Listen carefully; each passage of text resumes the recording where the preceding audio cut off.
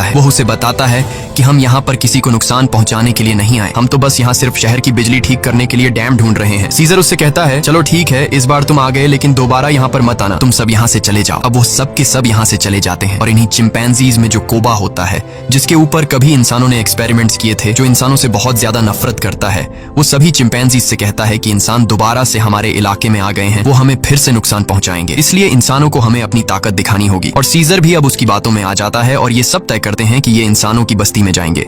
और अब सीजर अपने घोड़े पर बैठकर सबके आगे होता है, उसके साथ सभी चिंपैंजीज इंसानों के इलाके में जाते हैं। यहाँ पर दिखाया जाता है कि जो पहले रोशनियों से चमकने वाला एक खूबसूरत शहर हुआ करता था, अब वो पूरी तरह से वीरान हो चुका है। यहाँ पर टेक्नोलॉजी और बहुत सारी चीजें अब पूरी तरह से खत्म हो चुकी हैं। सीजर अपनी पूरी सेना को लेकर इंसानों के इलाके में पहुंच जाता है, जहाँ पर मैल्कम एक बार फिर से सीजर के सामने आता है और वो सीजर से कहता है कि हम तुमसे माफी मांग चुके हैं। सीजर कहता है कि आज के बाद अगर हमारे इलाके में कोई भी आया तो हम उसे मार देंगे। हम युद्ध नहीं चाहते, लेकिन अगर इंसानों ने दोबारा हमारे इलाके में आने की कोशिश की तो हम किसी को नहीं छोड़ेंगे। यहाँ पर कोबा भी होता है। कोबा चाहता है कि वो इंसानों से युद्ध लड़े, लेकिन सीजर इंसानों को वार्निंग देकर यहाँ से पूरी सेना के साथ निकल जाता है। वही मैल्कम को दिखाया जाता है जो बहुत ज्यादा परेशान होता है, क्योंकि जिस जगह में ये लोग रह रहे थे वहाँ पर बिजली नहीं थी और उनका पावर प्लांट खास उसी जगह में था जहाँ पर चिंपैंजीज का इलाका था। वहाँ पर जाना मतलब अपनी मौत को दावत देना है। लेकिन सारी जिंदगी ये लोग बिना इलेक्ट्रिसिटी के तो नहीं रह सकते थे, इसलिए उन्हें हर हाल में वहाँ पर जाकर बिजली ठीक करनी थी। मैल्कम अपने सीनियर से कहता है कि हमें एक बार सीजर से बात करके देखना चाहिए, क्या पता वो हमारी तकलीफ को समझ ले। जिसके बाद मैल्कम अपनी फैमिली और एक ग्रुप लेकर वहाँ जंगल के बाहर पहुंच जाता है। मैल्कम जब सीजर को अपनी सारी सिचुएशन बताता है तो सीजर समझ जाता है, क्योंकि वो इंसानों के साथ रह चुका है। उसे पता है कि इलेक्ट्रिसिटी का मतलब क्या है और इंसानों के लिए वो कितनी जरूरी है। सीजर कहता है ठीक है, तुम लोग अंदर आ सकते हो, मगर एक शर्त पर, तुम्हें सारे हथियार हमारे हवाले करने होंगे। मैल्कम मान जाता है और अब अपनी टीम के साथ वो उस जगह पहुंच जाता है जहाँ पर पावर प्लांट है और इसके बाद ये लोग वहाँ पर काम करना शुरू कर देते हैं। मैल्कम की वाइफ और उसका बेटा चिंपैंजीज के बच्चों से बहुत जल्दी घुल मिल जाते हैं और जब ये लोग पावर प्लांट पर काम कर रहे होते हैं तभी एक चिंपैंजी को वहाँ पर छुपी हुई एक गन मिलती है और वो गन सीधा वो लेकर जाता है सीजर के पास। और जब सीजर को पता चलता है कि इंसान अपने साथ छुपाकर यहाँ पर गन लाए हैं तो उसका गुस्सा एक बार फिर से भड़क जाता है और वो मैल्कम और उसके साथियों से कहता है तुम जंगल छोड़कर चले जाओ। लेकिन तभी सीजर को पता चलता है कि उसकी पत्नी, जो बहुत लंबे समय से बीमार थी, मैल्कम की पत्नी ने उसे दवा दी थी जिससे अब वो पूरी तरह से ठीक हो गई। ये देखकर सीजर इंसानों को एक और मौका देता है। वो कहता है तुम्हारे पास एक दिन और है, तुम इस पूरे पावर प्लांट को ठीक कर सकते हो और इसके बाद यहाँ से चले जाना। दरअसल मैल्कम का एक साथी जो कभी एक पुलिस ऑफिसर हुआ करता था, उसे चिंपैंजीज पर बिल्कुल भरोसा नहीं है। वो उनसे नफरत करता है और वो यहाँ पर गन्स लेकर आया होता है। उनके पास और भी गन्स होते हैं और जब ये लोग गन्स एक दूसरे को पास कर रहे होते हैं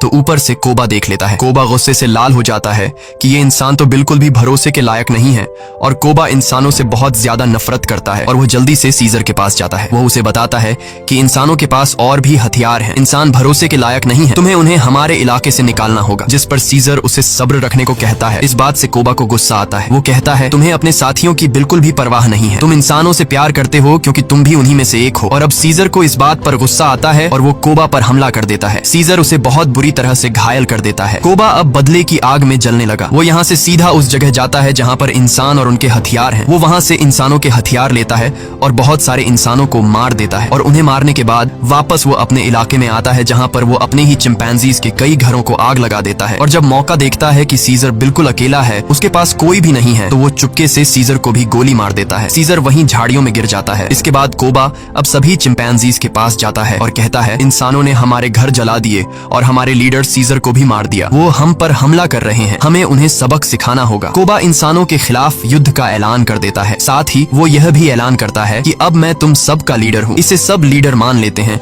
और इंसानों से युद्ध लड़ने के लिए तैयार हो जाते हैं। दूसरी तरफ इंसानों को दिखाया जाता है जहाँ उनके घरों में अब लाइट आ चुकी होती है क्योंकि पावर प्लांट ठीक हो चुका है। वो सब एक साथ मिलकर एंजॉय कर रहे होते हैं। वहीं कोबा अपनी पूरी सेना के साथ उस जगह पहुंच जाता है जहाँ पर इंसानों के हथियार हैं। सबसे पहले ये चिंपैंजीज इंसानों के हथियार को लूटते हैं और इसके बाद उन्हीं हथियारों से इंसानों के ऊपर हमला कर देते हैं। कई इंसानों को मार दिया जाता है। यहाँ पर वो छोटा चिंपैंजी भी होता है जिसे जंगल में एक इंसान ने गोली मारी थी और अब कोबा उसे हथियार देता है और कहता है तुम्हें इंसानों को मारना होगा, पर वह मना कर देता है क्योंकि सीजर ने उसे सिखाया था कि कभी भी किसी भी इंसान पर बिना वजह हमला मत करना। और जब वो बच्चा कोबा का ऑर्डर नहीं मानता तो कोबा उसे मार देता है। साथ ही जो चिंपैंजीज उसका हुक्म नहीं मानते वो उन्हें कैद कर लेता है। वही जंगल में मैल्कम और उसकी वाइफ शहर की तरफ आ रहे होते हैं। तभी वहाँ पर उन्हें सीजर दिखता है जो बहुत बुरी तरह से घायल होता है। वो सीजर को अपनी गाड़ी में बैठाकर अपने घर ले आते हैं। वो उसका ट्रीटमेंट करते हैं और सीजर का अच्छी तरह से ख्याल रखते हैं जिससे सीजर की जान में दोबारा जान आ जाती है। जाती है। सीजर के होश में आने के बाद वो उन्हें बताता है कि मेरे पर हमला मेरे साथी ने किया है जिसका नाम है कोबा। मैल्कम को भी यहाँ पर पूरी बात समझ में आ जाती है। सीजर पूरी तरह से ठीक नहीं था, इसीलिए उसे पूरी तरह से रिकवर करने के लिए